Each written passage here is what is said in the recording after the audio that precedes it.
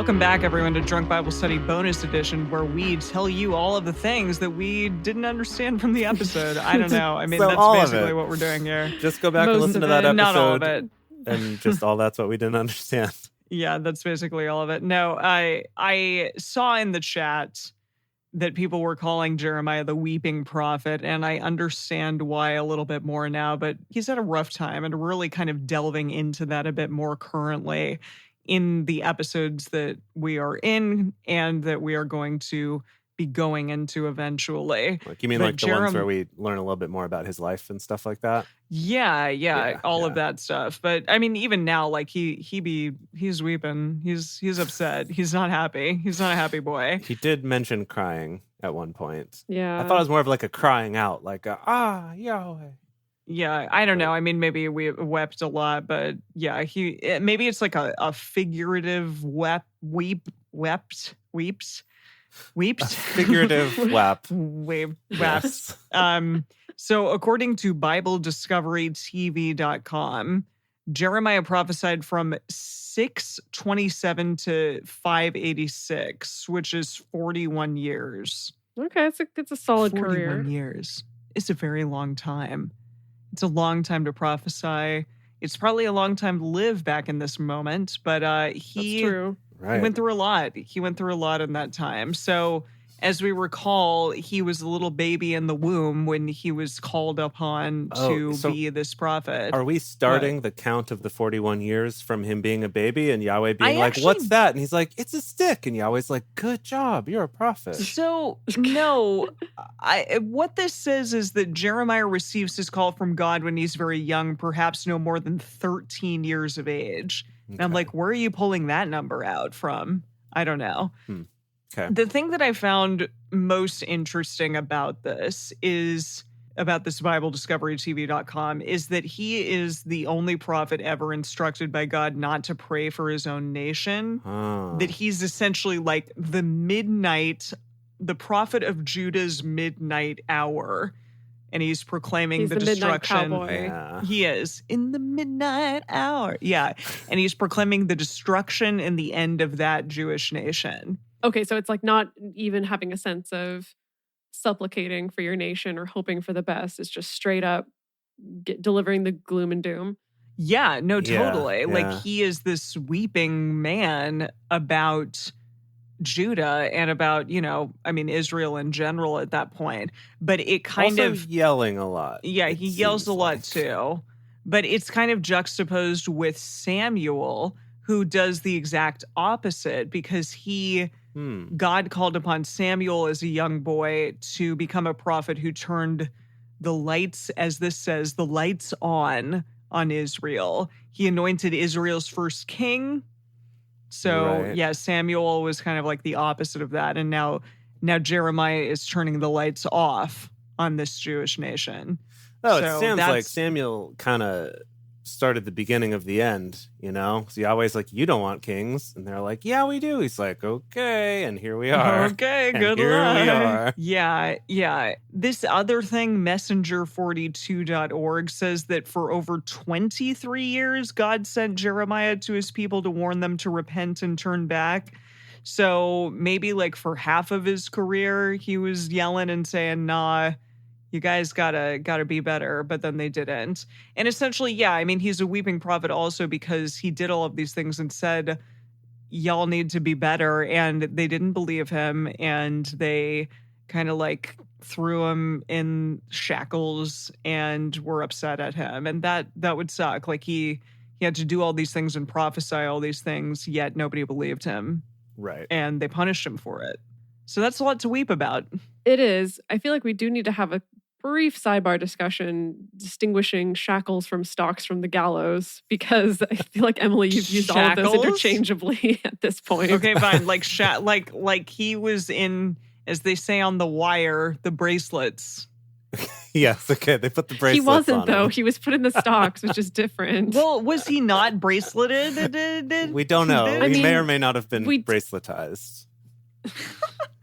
Okay, maybe not. The gallows is the hanging. Yes. The shackles is the bracelets, and Yes. the what's the other one? Stonks. The stocks. The stonks. The stonks are for the Animal Crossing people. Got it. Is that an What? Animal Crossing thing? Are there Oh, stonks in you're just Animal talking about Crossing? stonks? Oh, Stonks. no. The, Not those kind of the stonks. turnip stonks? Yeah, exactly. Well, know. stocks, based on my very quick Google image search. I mean, when I think of stocks, I think of the typical like head and Yeah, thing that like wrists. goes over. It's like, Yes. and then you're like in it. But it seems like there's a couple different versions. There's a version really? of just the ankles where you're sitting and it's just your ankles. Oh, Oh, That okay. where you're stuck. ankle Yeah. bracelets. People have come up with all kinds of creative ways to torture other human beings over the Yeah. years. Yeah. Yeah. Yeah. Mm. Yeah. So yeah, No wonder Jeremiah Yahweh's so wept. upset. No, exactly. Jeremiah wept not because he was weak, but because the people were so wicked and hardened of heart. They would not listen to God's words, and they would not listen to Jeremiah. And they accused him of not speaking the true words of God, and they locked him up, and he was forbidden to enter the temple and all this stuff. And they mocked him, and they threatened to kill him. So poor boy. Yeah. So That he is poor a sad boy. boy. does seem like a bummer. Understandably so. And it, Yeah. and it does come across then in his, he's also like the angriest prophet, it seems like. I don't know. Yeah, it's interesting. I mean, but now Isaiah, like people I guess, love got- him. Isaiah got kind of intense, but I feel like Jeremiah's been more just consistently angry and just like, yeah, Yahweh, mess him up. Do it. Yeah. Do it. Yeah, Yahweh. Yeah. Sure. So there you go. He's weeping and he's upset and he's angry. And that's why. Yeah. Well, I want to talk to you about the Potter's house, Cool. Oh, yeah. Harry's let's do it. house that we went down to. Now, I keep wanting to say that the Potter's Oh, house Harry. is on Privet Drive, but that's the Dursleys' house. So No. where is the no. Potter's Yeah, house? It was only It was in oh gosh, it was at the it was in book 7. They go there. I've only read that book like 2 or 3 times. Jeez. Which okay. I've only read it the one No, time, You so I have should no chance. know, though. I don't know if you were familiar with this, Jace, but you should know, Emily, that there's a billion cajillion churches in the world named Potter's House because really? of this verse. Yes. Because of this? Yeah, remember there was one in my hometown, a church called Potter's House. Yeah, because of the very, very, very, very rich metaphor, right? About how we are clay in Yahweh's hands. If we're Yes. good. And he hates us and wants to crush us with Yeah. his And big when we're old marred, he's going rock to make hands. something good, but we have to submit to his very, very powerful hands. Right. Yeah. So yeah, I even did a very quick Google image search, and even just here in Melbourne, like 6 different churches came up Really? called the Oh my Potter's House. gosh. Yes. Wow. So worldwide, there's probably a billion. What if no that's shorter than a billion? The real reason why the Christians really banded together over banning the Harry Potter books was actually just because they were worried that this Google about the SEO, would get messed up for their churches. That would make sense. Yeah. That's what it's been all Godric's along. Hollow. Godric's Oh, Hollow. That's it. That's where their Yes. house was. That's where the Yes. Potter's house is. Oh, Okay. gosh. Wow. Okay. I feel like a dumb. Well, so I Okay. went down a big rabbit hole about pottery and the history of pottery. okay. And this is That's the classic, okay, classic DD thing. genuinely to look up. exciting to me. Yeah, this is the thing. If y'all haven't gathered this about me for now, there was a brief period of time in my life where I thought that I might become an archaeologist Oh, and wanted to become an archaeologist. cool. So this subject still, And you're like ancient waterways. I'm just like, oh, Uh, yeah, wow. that does Wow. There's explain a part of me that's very exciting. why Dedeker is constantly saying, this belongs in a museum. Every This single thing. belongs in a museum. Jace is like, here's some, I made you some toast. This belongs in a museum. Because it's so stale and old. I didn't think it was that bad. Yikes. No, I appreciate that through this podcast, I get to at least, have that part of me come alive Okay, again, yeah. going down these little rabbit holes because Mm. pottery is amazing Yeah.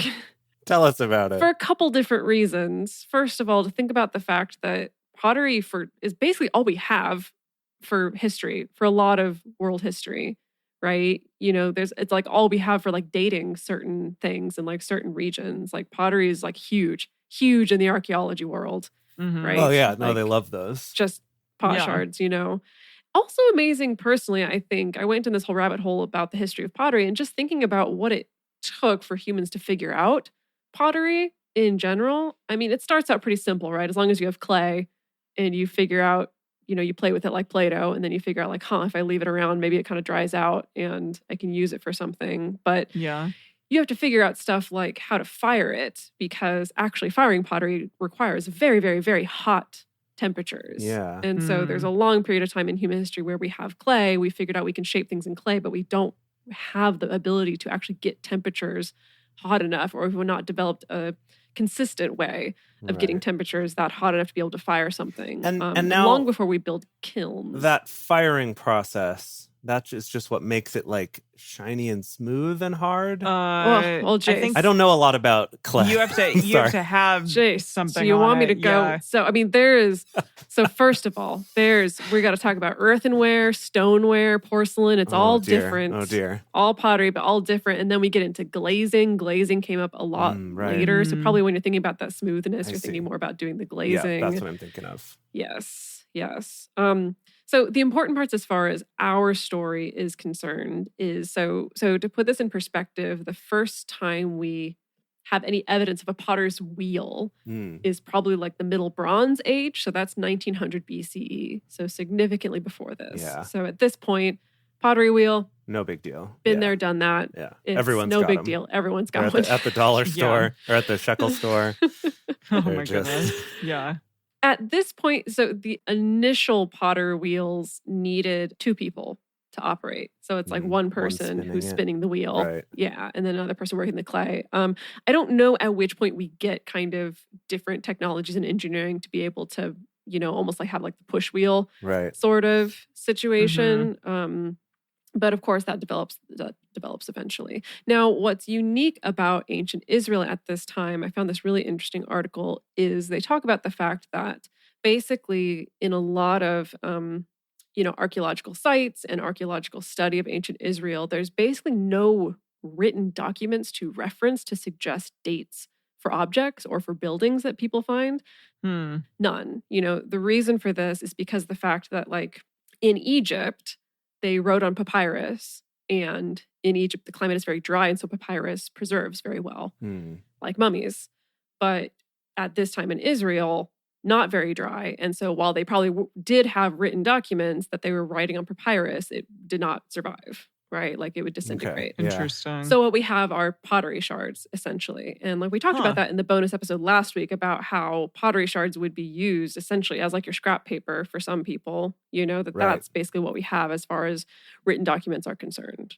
I found this really interesting article from Pennsylvania State where they were wondering this earthen bottle that Jeremiah smashes, what might it have looked like? Do we know? We don't know, but they did say it could possibly look like this kind of decanter. I'll share my screen and then I will also post a picture of this in the Drunk Bible Study Fans and Fellowship Facebook group. So they're like, it probably looks something like this guy. And it is a picture of a vessel that has been smashed and put back together, probably by some well-meaning archaeologist. Oh, but is this Jeremiah's bottle? It just said in the Bible that you can't put it back together. And here they've put it back together. Here they've done it's the not ding well thing. Put back together though. I don't think like it's really fully put back together. Yeah. But that pot is cool. like what comes to mind when I think of like pots in ancient Egypt. Like that's like the image. It's like very that sort classic. of rounded pot with sure. the handles on the sides and the little spouty thing. And classic. Yeah. And also, if your job was as a potter, that's a pretty good career because everybody needs pots. Oh yeah, yeah. Everybody needs demand. them, and they break all the time as well. So because you need scrap paper. If Link's around, and that. Well, actually, I also read an interesting article that was talking about how pot shards themselves probably would have still been preserved. Like you wouldn't just put it in the garbage. You would use it, for instance, to like transport coals. Or there's evidence in certain areas of people leaving pot shards around a well because that would be used to like scoop water or drink water potentially. Oh, so you could take some little drinky because you don't have like the little paper cup dispenser. Pot shards are the best thing you got. Yeah. Now I'm just imagining them with a little paper cup dispenser, but with a bunch of pot shards in it. That's cute. Right. It is basically that. It was basically that. I also went down a little bit of a rabbit hole about like literally the earliest pottery we know of are those like Venus figurines found in Eastern Europe from like literally 29,000 BC, which is just wild and amazing and gets me all excited, but that's probably for another time. Wow. How exciting. So, okay, pots. And pots are important. Did I answer your question about pots? Do you have any other questions about pots? There's a lot. There's a lot because basically all archaeological study links things to pottery. I mean, no, I think that's pretty good. I have a feeling this is going to keep coming up, though. So Probably. you just keep that knowledge It's true. in your brain head. Okay. And then as it comes up, it will become relevant. Cool. So while the two of you were hard at work researching very intellectual things and historical things, I started Googling and trying to find if there are any mashups of the Smashing Pumpkins and Jars of Clay. Tips. And search as I might, it does not exist. Okay. And then I was like, okay, what about just like mashups of Jars of Clay with literally anything? Also doesn't exist. And so, Okay. Really? Are you sure? I could not find any. And I'm sure they're probably out there somewhere, but I was not able to find any during my time searching. So, logically, what would I do in that situation? Make your own. Exactly. So I would like to play for you my Smashing Jars of Clay mashup that I made in like 15 minutes or however long we spent on this. I'm excited. The world is a vampire sent to drain. Even though I know, I suppose I'll show all my cool and cool like old Joe. Despite all my rage, I am still just a rat in a cage. Despite all my rage, I am still just a rat in a cage. Someone will say, what is love? Can the devil be saved? Tell me I'm the only one. Tell me there's no other one. Jesus was an only son. They just said Jesus. Tell me I'm the chosen one. Jesus was an only son for you. And that's as far as I okay, got. pretty good. Pretty Wow. good for only 15 minutes. A little bit chaotic, but pretty good for 15 minutes. Yeah, not bad at all. Wow. Yeah, and I That was a did lot. like that there was the Jesus imagery there in the Billy Corgan Yeah. lyrics that really matched up nicely with Jars of Clay. For sure. Yeah. I have to say, Billy Corgan is a very nice guy. I've served him many times at Sun Cafe. He's a big vegan, has a very nice family. So thanks, Billy. Well, you can Thanks. hand him this recording. Let him know. I'll be like, guess what we did? And he's like, And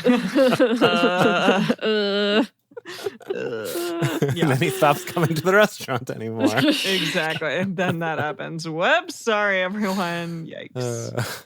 Wow. All right. Well, that that's was all I got for you. beautiful. It's just that mashup. That was all my effort went into that. Well done. Loves it. Well no, you did done. great. You did great. Wow. Alrighty. Well, next week we're taking off and we'll be back with you the week afterwards. And we're really looking forward to it because we're going to continue on with Jeremiah. We're going to continue on with some Psalms. I was going to ask, how many Psalms are there? How long are we psalming? Forever. How long is David going to be Daviding? How long is David going to be our boy? I mean, he's always going to be our boy, Oh, yeah, but how long that's are, That's true. 73? 75? Okay. So what was this today? 40? Wait, 150? Wait, I'm confused. Oh, There's okay. 150 of them. There we go. Okay. So we're like not even a third of the way through. Yeah, Got that's why it. we're starting now, Cool. because this is going to be an ongoing thing for a very, very, very long time. Yeah, that's fine. That's Yeah. fine. That's good. I'm glad that I like have that trajectory in my mind of what this is going to look like. Nate. Alrighty. Well, we'll see you all next time in 2 weeks for Drunk Bible Study. Can't wait. Bye. Bye.